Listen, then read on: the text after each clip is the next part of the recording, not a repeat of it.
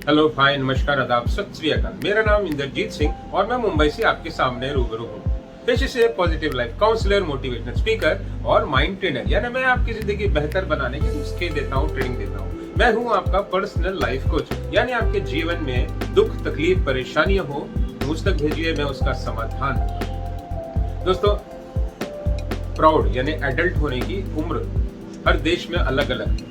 किसी में 16 है, किसी में 18 है।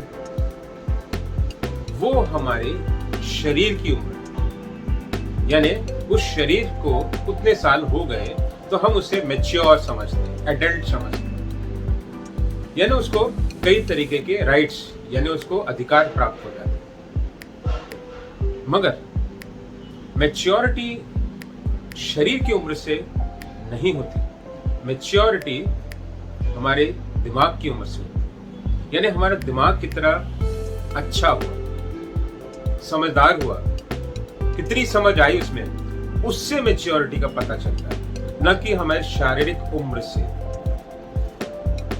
जब तक हमारा दिमाग मैच्योर नहीं है, समझदार नहीं है, तो हम जीवन को न समझेंगे, न इर्द गिर्द के लोगों को समझेंगे, न सही गलत का अंतर समझेंगे। तो बेशक ही शरीर हमारा 18 से 80 साल का हो जाए, मगर हमारी बुद्धि, हमारी समझ, हमारा माइंड अगर मैच्योर नहीं हुआ तो हम गलत को भी सही समझ सकते हैं, अच्छाई को भी बुराई समझ सकते हैं, और बुराई को अच्छाई यानी गलत को अच्छा समझकर, बुराई को सही समझकर जीवन यापन करेंगे।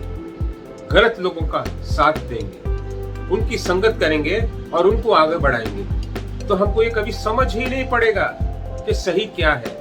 तो जब समझ ना पड़े सही और गलत का, तो समझ लीजिए कि आप इमेच्योर हैं, ना समझ हैं। तो शारीरिक उम्र से आपकी समझदारी नहीं है, मन से मानसिक उम्र यानी बुद्धि, बुद्धि कितनी है, और बुद्धि सही गलत का अंतर करती है जब हम पॉजिटिव धारणा, पॉजिटिव सोच बनाए रखते हैं, जीवन में सीखने का प्रयास करते हैं। जब सीखने का प्रयास करेंगे यानी हम में उत्सुकता है जानने की, समझने की, तब जाकर हम ज्ञान प्राप्त करेंगे, सही गलत का अंतर जानेंगे, तभी हम मैच्योर होंगे। यही है पॉजिटिविटी, यानी पॉजिटिव होना ही मैच्योरिटी है। तो उम्र से मैच्योरिटी नहीं होती। हो सकता है 5-7 साल का बच्चा भी मैच्योर हो, जो बात समझता हो। तो बात समझने के लिए मैच्योरिटी चाहिए, ज्ञान को समझने के लिए मैच्योरिटी चाहिए। तो क्या आप मैच्योर हैं?